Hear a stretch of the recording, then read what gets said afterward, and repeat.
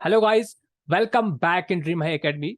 तो जैसे कि हम आप लोगों को पता है कि हम आप लोगों को लेक्चर सीरीज प्रोवाइड कर रहे हैं। और ये लेक्चर सीरीज जो है हमने पहले भी आप लोगों से डिस्कस किया था। पहला क्लास हमारा ऑलरेडी हुआ है इंडियन पॉलिटी का। ओके, आज हमारा दूसरा क्लास होगा इंडियन पॉलिटी का और ये हमारा कोर्स जो है जेके, ठीक है।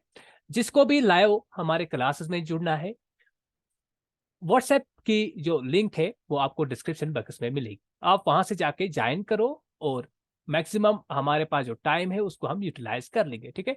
टाइम आपका 3 से 3 मंथ्स तक अभी बीच में गैप है। तो चलिए स्टार्ट कर लेंगे हम जहां पे हमने लास्ट लेक्चर अपना एंड किया था। देखो, हम फ्रेमिंग ऑफ इंडियन कॉन्स्टिट्यूशन पढ़ रहे हैं। फ्रेमिंग ऑफ इंडियन कॉन्स्टिट्यूशन, कुछ चीजें थोड़ा सा मैं रिकेप कर लूंगा ताकि आप लोगों को कुछ चीजें जो है वो रिपीट हो जाएंगी। इंडियन कॉन्स्टिट्यूशन में हमने बात करी सबसे पहले किस तरह से डिमांड अराइज हुई, जो कि हमने 1922 में देखा। गांधी जी ने डिमांड करी किसके लिए भाई, एक कॉन्स्टिट्यूशन होना चाहिए, ठीक है। उसके बाद एम एन राय ने एक कॉन्स्टिट्यूएंट असेंबली का कंसेप्ट दिया। और लास्ट पे हमने ये भी देखा कि कैबिनेट मिशन प्लान ब्रिटिशर्स का जो हिंदुस्तान पे आया, कैबिनेट मिशन प्लान ने एक 389 मेंबर्ड बॉडी, इसका नाम रखा गया कॉन्स्टिट्यूएंट असेंबली, वो सेटअप करके दिया। कॉन्स्टिट्यूएंट असेंबली सेटअप करके दिया। क्यों सेटअप करके दिया, लास्ट लेक्चर, मेरा प्रीवियस लेक्चर आप देख लोगे तो वहां पे आपको डिटेल में वो चीजें मिलेंगी, ठीक है। कॉन्स्टिट्यूशन बनाने के लिए, और कॉन्स्टिट्यूशन क्या होता है, एक गाइडलाइन होता है किसी गवर्नमेंट को चलाने के लिए, ठीक है। 389 मेंबर्ड बॉडी बना के दिया कैबिनेट मिशन प्लान ने। और ये भी बता दिया कुछ इलेक्टेड होंगे कुछ नॉमिनेटेड होंगे, ठीक है। हमने प्रीवियस में ये कवर किया है, अपना प्रीवियस जो लेक्चर है। याद रखता कॉन्स्टिट्यूएंट असेंबली कब फॉर्म हुई है, 6 दिसंबर 1946। और हमारा लास्ट पॉइंट क्या रहा था, जो लास्ट लेक्चर में हमारा लास्ट पॉइंट ये रहा था कि कॉन्स्टिट्यूएंट असेंबली की फर्स्ट मीटिंग होती है 9 दिसंबर 1946। कब होती है भाई, 9 दिसंबर 1946 कॉन्स्टिट्यूएंट असेंबली की फर्स्ट मीटिंग होती है। इस फर्स्ट मीटिंग में क्या होता है, इंपॉर्टेंट चीज फर्स्ट मीटिंग में ये होती है, ये अपने इंटीरियम चेयरमैन या इंटीरियम प्रेसिडेंट जो है उसको अपॉइंट करते हैं। याद रखना, अपॉइंट किया जाता है, न कि इलेक्ट किया जाता है। और अपॉइंट किस बेसिस पे किया जाता है, on the basis of the seniority. जो सीनियर मोस्ट मेंबर होते हैं कॉन्स्टिट्यूएंट असेंबली के, जैसे कि डॉक्टर्स कौन थे, doctor सचिनिंदा Sinha. Doctor सचिनिंदा Sinha last lecture में हमने कवर अप किया है, ये थोड़ा रिकेप करवाता हूँ। डॉक्टर सचिनिंदा सिन्हा को अपॉइंट किया गया था, इलेक्ट नहीं किया गया था। अपॉइंट कैसे किया जाता है, कोई क्राइटेरिया लिया जाता है, मेरिट लिया जाता है। यहाँ पे क्या क्राइटेरिया लिया गया, क्या मेरिट लिया गया, seniority. Senior most member of the constituent assembly doctor सचिनिंदा Sinha was appointed as the interim chairman. तो चलिए अब आगे हम आज की क्लास को डिस्कस कर लेंगे। ओके, तो यहाँ पे मैं नोट्स पे ले जाऊंगा आप लोगों को। देखो, इस तरह से आपको नोट्स भी मिलेंगे। आप हमारे व्हाट्सएप लिंक पे आ जाइए, वहां पे हम डिस्कस कर लेंगे चीजों को, ठीक है। क्योंकि यूट्यूब पे आपको फुल ये नोट्स का एक्सेस नहीं मिल सकता है। यहाँ पे देखो, first meeting of constituent assembly.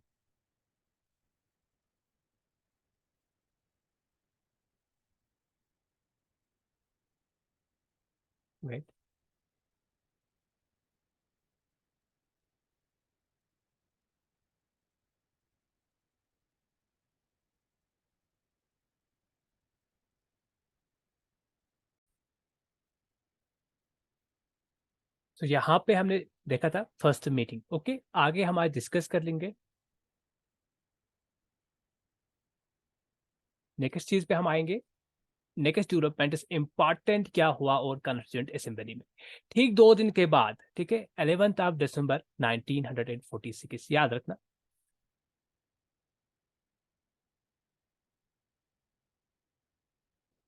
So on 11 दिसंबर 1946 क्या होता है, डॉक्टर राजेंद्र प्रसाद को इलेक्ट किया जाता है as the permanent president of the constituent assembly, ठीक है। किसका, कॉन्स्टिट्यूएंट असेंबली का एक परमानेंट प्रेसिडेंट किसको इलेक्ट किया जाता है, डॉक्टर राजेंद्र प्रसाद को। जो आपके डॉक्टर सचिनिंदा सिन्हा थे वो अपॉइंटेड थे, न कि इलेक्टेड थे। ठीक है। उसके बाद इसने प्रिजाइड ओवर किया मीटिंग को, उसके बाद इलेक्शन हुए और डॉक्टर राजेंद्र प्रसाद को इलेक्ट किया गया permanent president of the constituent assembly. साथ साथ में एच.सी. मुखर्जी को vice president of the constituent assembly और बी.एन. राव को legal adviser of the constituent assembly, यानी कि लीगल एडवाइस देंगे कॉन्स्टिट्यूएंट असेंबली को। कौन?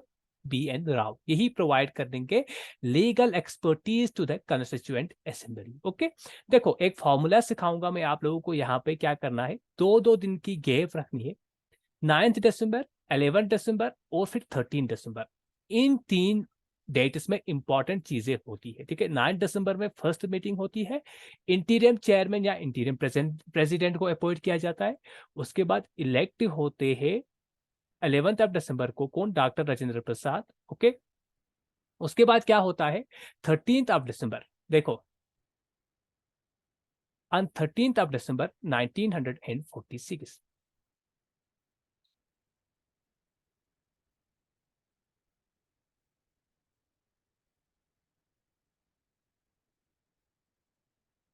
Pandit Jawaharlal Nehru introduced famous objective resolution integrated. देखो क्या होता है 13 दिसंबर 1946 में पंडित जवाहरलाल नेहरू एक ऑब्जेक्टिव रेजोल्यूशन को इंट्रोड्यूस करते हैं। कहाँ पे लाते हैं? ये कॉन्स्टिट्यूएंट असेंबली में क्या लाते हैं? Objective resolution. इस ऑब्जेक्टिव रेजोल्यूशन के याद रखना 3 मेन पिलर्स थे। 3 मेन पिलर्स थे इस ऑब्जेक्टिव रेजोल्यूशन के। क्या क्या थे? इंटीग्रेटेड, रिपब्लिक और sovereign. Okay, integrated, Republic and sovereign. आप यहाँ पे देख सकते हो जो ऑब्जेक्टिव पंडित जवाहरलाल ने इंट्रोड्यूस किया, 3 मेन पिलर्स थे, इंटीग्रेटेड, सोवरियन और रिपब्लिक। अगर आज का प्रियम्बल, आज हिंदुस्तान के कॉन्स्टिट्यूशन का प्रियम्बल उठा के आप पढ़ लोगे, तीनों के तीनों चीज आपको वहां पे रिफ्लेक्ट हो जाएंगे। ठीक है, India is a sovereign country, that means कि कोई भी इनकी पॉलिसीज में, हिंदुस्तान जो भी पॉलिसीज बनाएगा, भारत जो भी पॉलिसी बनाएगा, इसको पूरा हक है। ठीक है, कोई भी फॉरेन इंटरफेरेंस नहीं होगी इसकी पॉलिसीज में। Okay, autonomous. ओके, उसके बाद Republic, India is a Republic state, India is a Republic country. ठीक है, इंडियन पॉलिटी में स्टेट और कंट्री सेम ही होता है। ओके, रिपब्लिक का मतलब होता है कि इसका जो हेड ऑफ स्टेट होता है, जैसे कि यहाँ पे कौन होता है हेड ऑफ स्टेट? प्रेसिडेंट। वो इलेक्टेड होता है, इलेक्शंस के थ्रू ही उसको इलेक्ट किया जाता है। ठीक है, इलेक्शंस के थ्रू ही उसको इलेक्ट किया जाता है। सो इस हिसाब से जो पंडित जवाहरलाल नेहरू ने इंट्रोड्यूस किया फेमस ऑब्जेक्टिव रेजोल्यूशन, कब किया? 13 दिसंबर 1946 में। ओके, 13 दिसंबर 1946 में पंडित जवाहरलाल नेहरू ने इंट्रोड्यूस किया ऑब्जेक्टिव रेजोल्यूशन, जिसके 3 मेन पिलर्स थे, इंटीग्रेटेड, सोवरियन और रिपब्लिक। और तीनों के तीनों हमें आज हिंदुस्तान के, भारत के आईन में, प्रेम्बल में मिलते हैं। सो इसको पास किया गया कॉन्स्टिट्यूएंट असेंबली ने पहले इंट्रोड्यूस, जिस तरह इस वक्त लोकसभा में बिल आएगी, राज्यसभा में बिल आएगी, पार्लियामेंट में बिल आती है, उसके बाद क्या होता है, उस बिल पे डिस्कशन होती है। ठीक है, उसी तरह सेम पंडित जवाहरलाल नेहरू ने इंट्रोड्यूस किया क्या? Objective resolution. ओके, थोड़ा स्पेस लिखने के लिए यहाँ पे रखेंगे हम। उसके बाद फिर पास किया कॉन्स्टिट्यूएंट असेंबली ने, क्योंकि अब कहाँ पे इंट्रोड्यूस किया था? कॉन्स्टिट्यूएंट असेंबली में। कॉन्स्टिट्यूएंट असेंबली में इसने पास किया, कॉन्स्टिट्यूएंट असेंबली ने 22 जैन 1947। इस रेजोल्यूशन को, इस ऑब्जेक्टिव रेजोल्यूशन को, जिसके 3 मेन पिलर्स थे, कॉन्स्टिट्यूएंट असेंबली ने एक्सेप्ट किया कब? 22 जैन 1947। और on the basis of which preamble और the framework of Indian constitution was drafted, जो आज के हिंदुस्तान के आईन का प्रियम्बल है या फ्रेमवर्क है, यहाँ से ही डिराइव होता है। फिलोसफी आई हमारे कॉन्स्टिट्यूशन की, कहाँ से आई?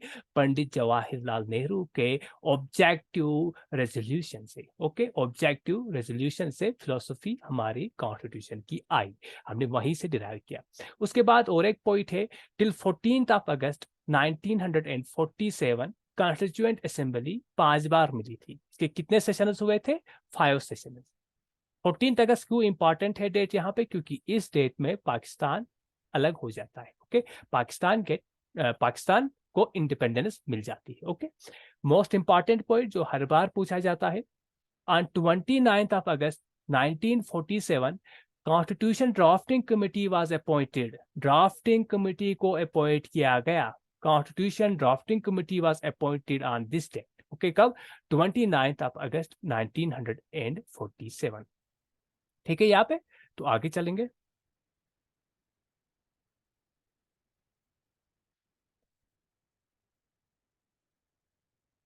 हाँ, चलिए फिर देखो, 29 अगस्त क्या होता है? ड्राफ्टिंग कमेटी बनाई जाती है। ड्राफ्टिंग कमेटी को हेड करते हैं, ड्राफ्टिंग कमेटी के चेयरमैन कौन होते हैं? Doctor B.R. अम्बेडकर। ठीक है, अम्बेडकर जी को ड्राफ्टिंग कमेटी का चेयरमैन बनाया जाता है। Actually drafting committee 7 membered body होती है।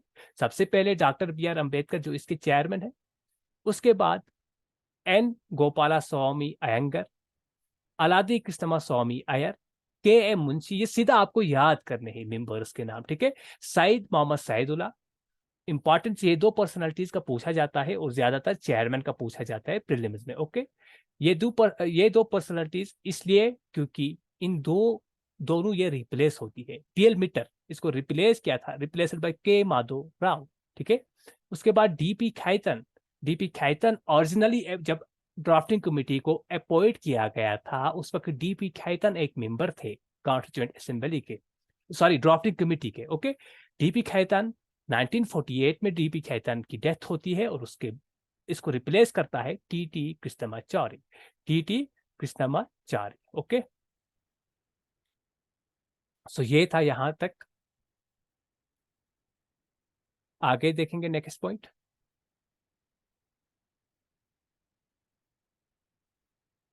आप इसको लिख भी सकते हो। ड्राफ्टिंग कमेटी को क्यों बनाया गया, किस लिए बनाया गया, वो चीजें डिस्कस कर लेंगे। ड्राफ्टिंग कमेटी सबसे पहले याद रखता, ये किसकी कमेटी थी? ये देखो, ये कॉन्स्टिट्यूएंट असेंबली है। कॉन्स्टिट्यूएंट असेंबली का काम क्या था? कॉन्स्टिट्यूएंट असेंबली का काम था हिंदुस्तान का आईन बनाना, हिंदुस्तान का कॉन्स्टिट्यूशन बनाना। तो कॉन्स्टिट्यूएंट असेंबली अब बहुत सारे कमिटीज बनाएगी इस काम को डिवाइड करने के लिए। ठीक है, उसमें से मेन एक कमिटी बन के आई, अपॉइंट हुई 29 अगस्त 1947। कौन सी कमेटी? ड्राफ्टिंग कमेटी भाई। ठीक है, ड्राफ्टिंग कमेटी को बनाया गया 29 अगस्त 1947, जिसके 7 मेंबर्स थे। इसका काम क्या था? ड्राफ्टिंग कमेटी को बोला गया कि आप एक कॉन्स्टिट्यूशन ड्राफ्ट करके दे दो। किसने बोला? कॉन्स्टिट्यूएंट असेंबली में। आप एक कॉन्स्टिट्यूशन ड्राफ्ट प्रिपेयर कर लो, उसके बाद उस ड्राफ्ट को कहाँ सबमिट करना है? सारी चीजें सबमिट हो जाएंगी आपकी कॉन्स्टिट्यूएंट असेंबली में। जैसे कि इस वक्त पार्लियामेंट है, उस वक्त कॉन्स्टिट्यूएंट असेंबली थी। ठीक है, सब चीजें वहां ही डिस्कस हो जाती थी। तो ड्राफ्टिंग कमेटी को बोला आप अपना काम कर दीजिए, कॉन्स्टिट्यूशन लिखिए आप। ठीक है, प्रोविजन लाइए आप इसमें। उसके बाद हम देख लेंगे कौन सा प्रोविजन हमने लेना है, कौन सा नहीं लेना है। तो ड्राफ्टिंग कमेटी ने अपना काम स्टार्ट किया। Drafting committee visited about 60 countries. Almost 60 countries को ड्राफ्टिंग कमेटी के मेंबर्स चले गए।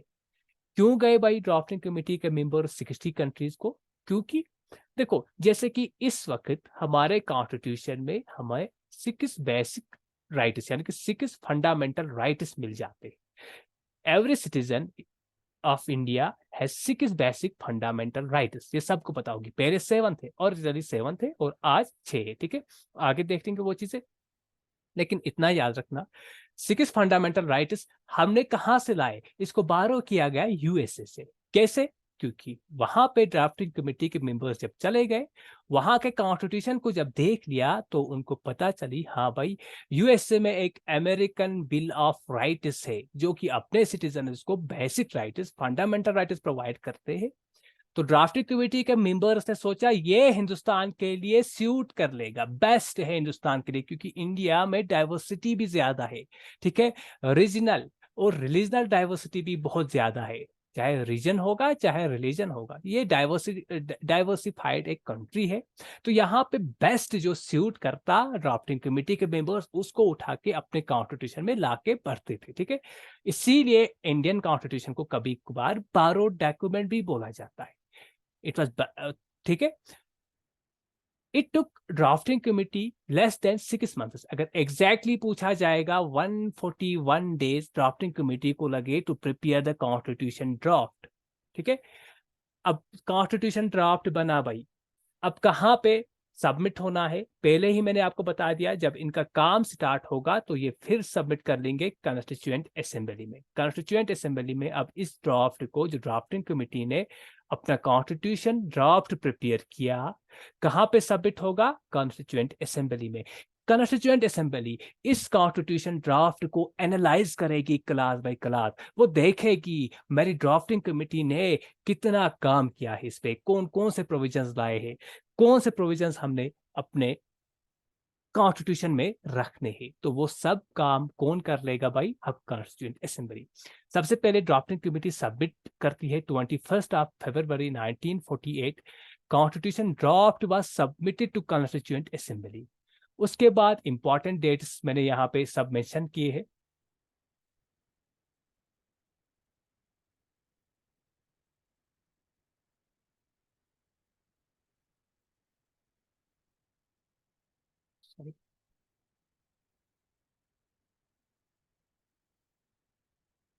हम देखिए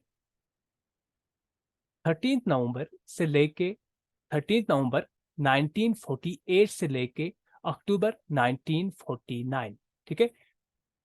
ये 15 अक्टूबर, सॉरी हाँ, ये 15 अक्टूबर है, इसको करेक्ट कर लेना।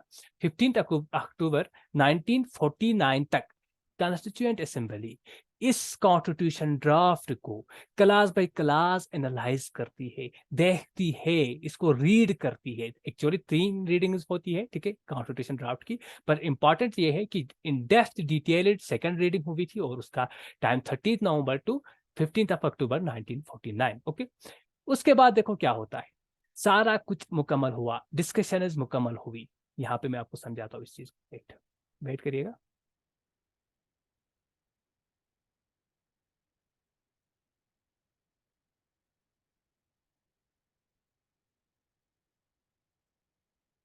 देखिए उसके बाद क्या होता है,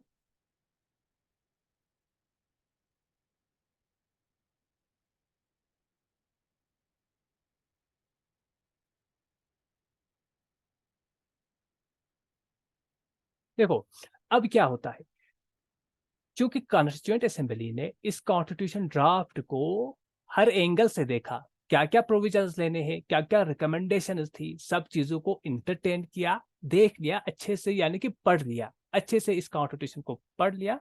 और अब इसको एक्सेप्ट करना है, फाइनल शेप देना है इस कॉन्स्टिट्यूशन को। याद रखना क्या करना है भाई, फाइनल शेप देना है इस कॉन्स्टिट्यूशन को।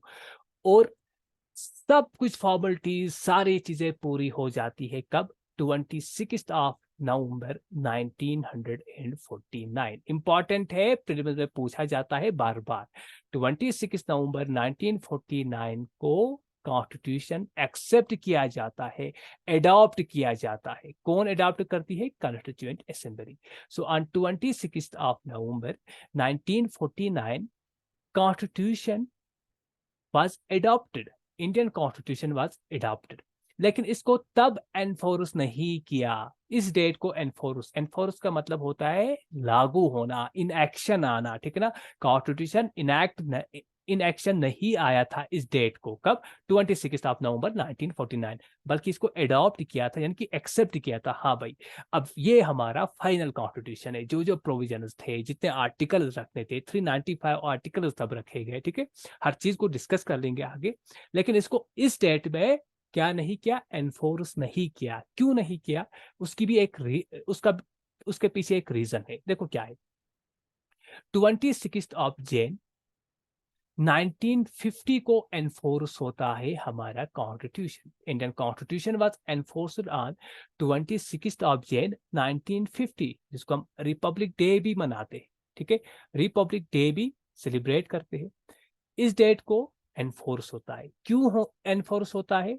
क्योंकि ऑन द सेम डे 1930 में पूर्णा स्वराज, 1930 में 26 में पूर्णा स्वराज, यानी कि कंप्लीट इंडिपेंडेंस सेलिब्रेट किया था, ठीक है, was celebrated by Indians, okay. इस डेट को पूर्ण स्वराज सेलिब्रेट किया था और इसीलिए इन्होंने बोला ठीक है हम क्या कर लेंगे 26 नवंबर को एनफोर्स नहीं करेंगे। Instead of 26th of November 1949, Indian Constitution was enforced on 26th of Jan 1950. Okay, और याद रखना 24th of Jan 1950 क्या होता है, 284 मेंबर्स ने साइन अपना सिग्नेचर किया, इस पे साइन किया था इस कॉन्स्टिट्यूशन ड्राफ्ट में। किस कॉन्स्टिट्यूशन ड्राफ्ट में, जो कि ड्राफ्टिंग कमेटी ने सबमिट किया। उसके बाद कॉन्स्टिट्यूएंट असेंबली ने उस पर क्या किया, कॉन्स्टिट्यूएंट असेंबली ने रीड करके फाइनल अपना कॉन्स्टिट्यूशन किया। उस पे 284 आउट ऑफ 299 मेंबर्स 284 ने साइन भी कर दिया था इस डेट को, ओके। और 26 ऑफ जैन को एट लास्ट 1950 में हमारा कॉन्स्टिट्यूशन एनफोर्स होता है, ठीक है। नेक्स्ट लेक्चर में हम आगे भी इस चीजों को डिस्कस कर लेंगे। लेक्चर को शेयर करिए, ठीक है, बहुत सारी चीजें आपको सीखने को मिलेंगी और नोट्स आप अपने मेंटेन करिएगा डेली बेसिस पे, रूटीन बेसिस पे।